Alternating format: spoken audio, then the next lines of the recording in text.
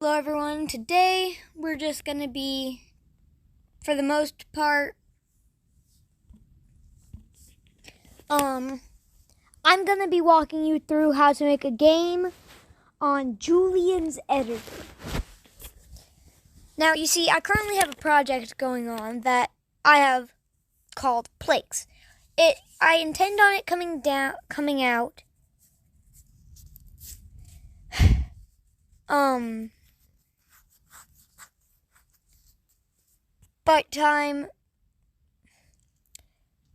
I intend on having it come out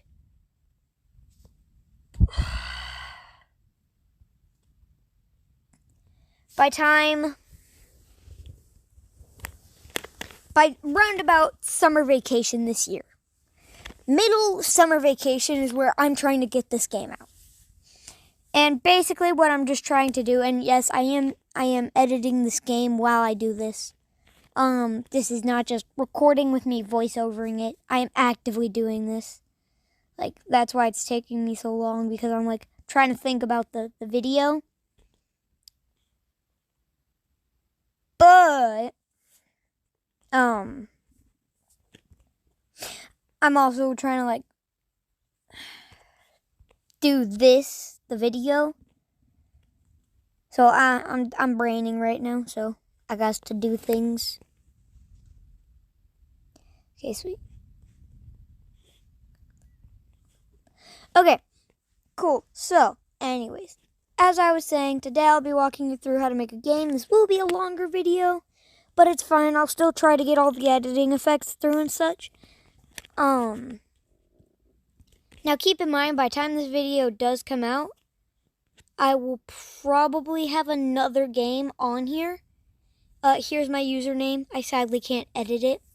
And there's my logo. I tried to make my channel logo and just couldn't quite do it.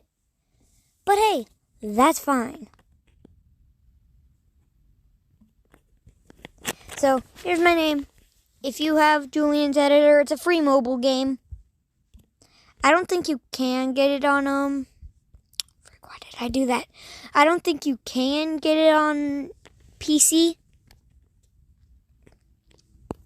But it's a really fun game where you can make games or just play games that other people have made and see what is going on. But anyways, to the game making.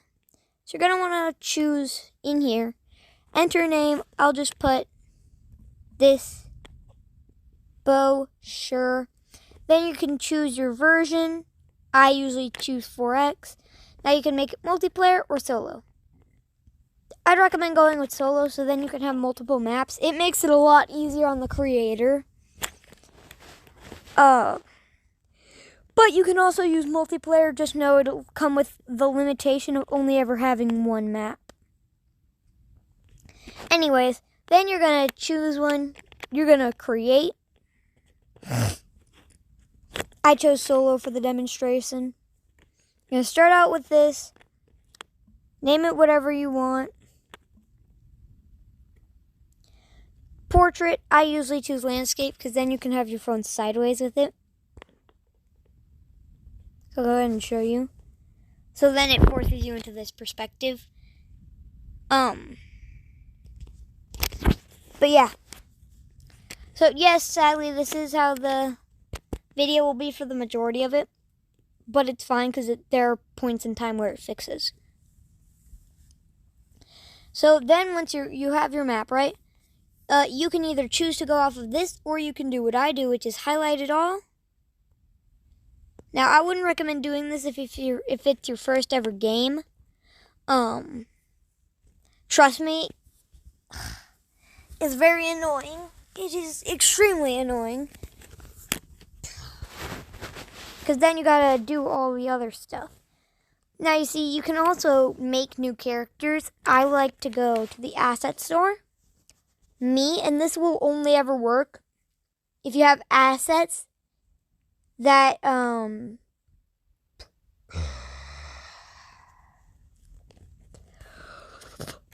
that you have made and are on the shop. Otherwise, it'll be from import from games. actor, decor, tile.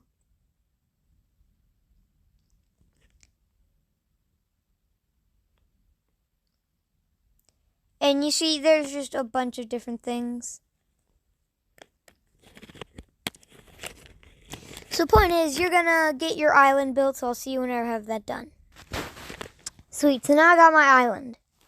What you're gonna wanna do once you have your island is you can choose. Either, frick. And then before you do that, you're gonna wanna put in your actor. You can make a new one, or you can just add in whichever one you want to. And once you've done that, you can edit their speed. I'm just going to do this for demonstration. And you can edit their jump height and all that if you're making a platformer. I will not be demonstrating that in this video. Next video I will, however. So then, once you have all this done, you can run the game. You can test it. And you see, this is the part where you can choose. You can either have it to where the people can just walk off the island. You can make invisible barriers, or you could have it to where they die whenever they try to walk off the island. You can do that in a variety of methods. If this video gets to 5 likes, I'll make a video on like all those different methods. And if this video gets 7 likes, I'll show you how to make a platformer. So, and yes, if it gets to 7 likes, I will do both. So then there are all the decorations. These ones are crucial for any game that you intend on having a bunch of different things going on with. Then you have all of the props. These are really just, kind of for whatever you need them to be for. Whether it's a cannon as a tower. I don't know how that cannon works, actually. Whether it's a cannon for something, or a weapon for like a turret or something, or something along those lines. Chances are, if you're looking for a particular kind of character, the item shop has it. Like, chances are the asset store has it. I could give you a rundown of the entire thing, but that would be way too long. So once you have all this figured out, you need to get your characters and your storyline. You can either have multiple characters or just one character. You can have it be a multiplayer game or a single player game. And the most important part of all is to remember, chances are it's going to take you at least 2 iterations to figure out how a certain game mechanic is going to work. Like, how am I going to incorporate teleportation with this person's moveset? Okay, go make an item. You're going to have it do something along the lines of move your character to this space, or change your character's movement speed from like whatever it is to the maximum to 10, which is the maximum, for a set amount of time to make it like a speed boost instead of a teleport. The point is, you can also increase this if you want to. But the point is, explore it. Like, you can make it as cartoony as you would like. Here's a stroke size of 1. Here's a stroke size of 10. You can make it look cartoony, realistic. You can even make your own character, prop, or whatever you want to. And just mess around with it for a little bit. I recommend you do this because, trust me, custom assets are way better than the ones built into the game if you can get them done properly.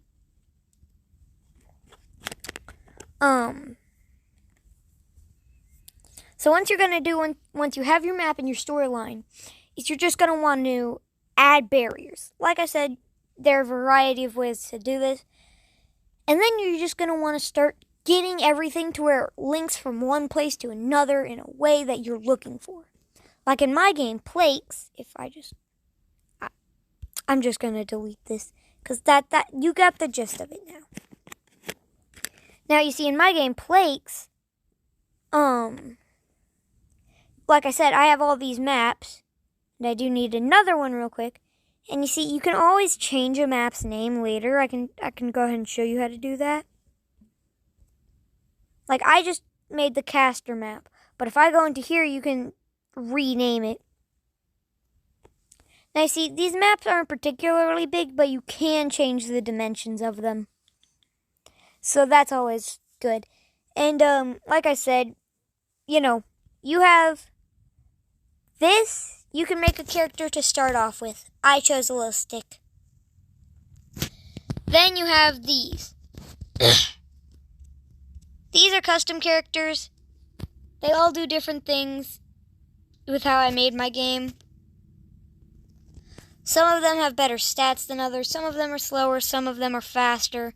Some of them are bigger. Some of them are smaller. But it all comes down to the fact that no matter what, these guys are characters. And the important part is that you have a character and that either it moves like this and it's just still, or that you have an animation for it. Like with this guy, I just made him have a little bit of this. Like he floats using his magic. With this guy, I had it to where he just, like those are his shoes. He just runs around in his little, like this is the entire dose of goofiness in my game. The entire thing.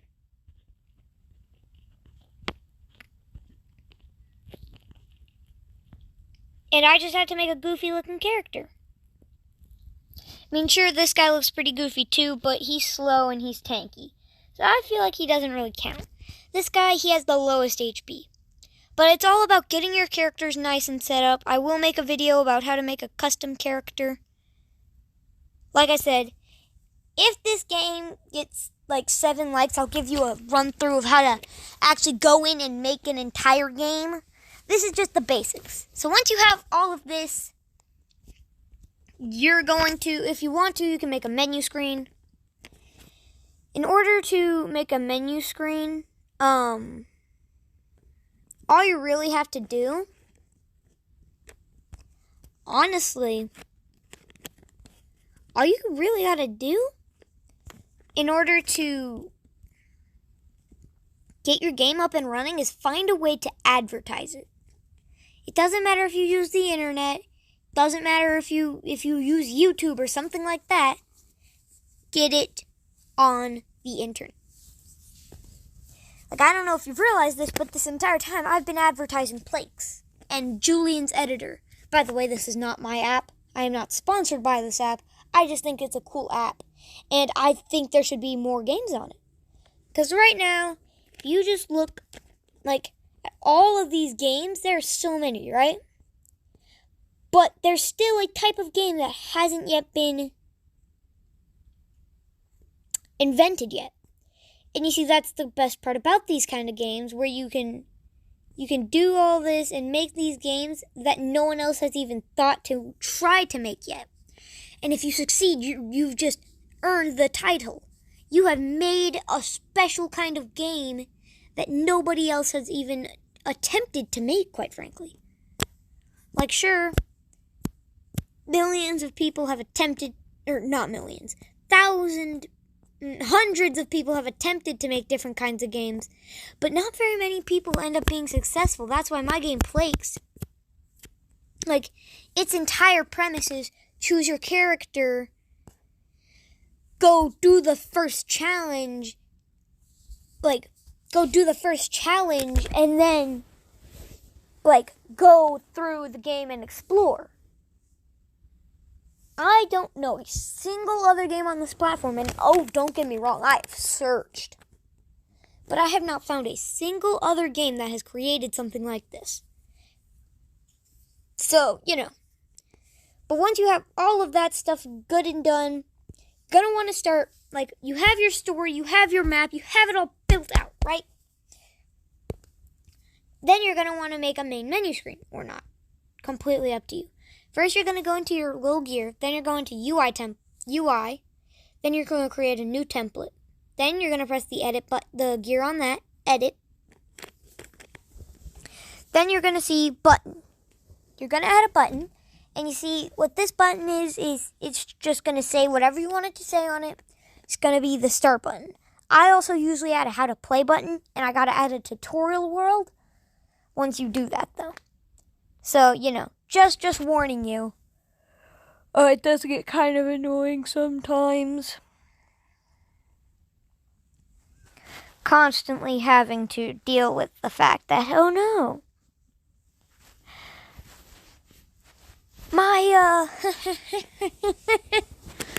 Oh no. My UI is broken. I gotta go into this button, change up the settings so it sends you to the map and such. Okay, sweet. So switch map to start, save, exit. So now if you confirm, press play. Now you have your UI template. Where did the buttons go? What? Oh. So then you're going to have this, right? Press start. Sweet. Now I'm here. Now I can run around and select my character. Either the slowest of the tankers, Tankerton, or this guy, which is faster, or you can choose the fastest guy. Then there are two basic assets here, which are just kind of like here to vibe. And yes, this guy does have a gigantic hitbox, because he's tiny, and everyone thinks, oh my god, he's so tiny, I must use this man. No, if you use him, you're going to get dogged on, because you're just a gigantic freaking wall.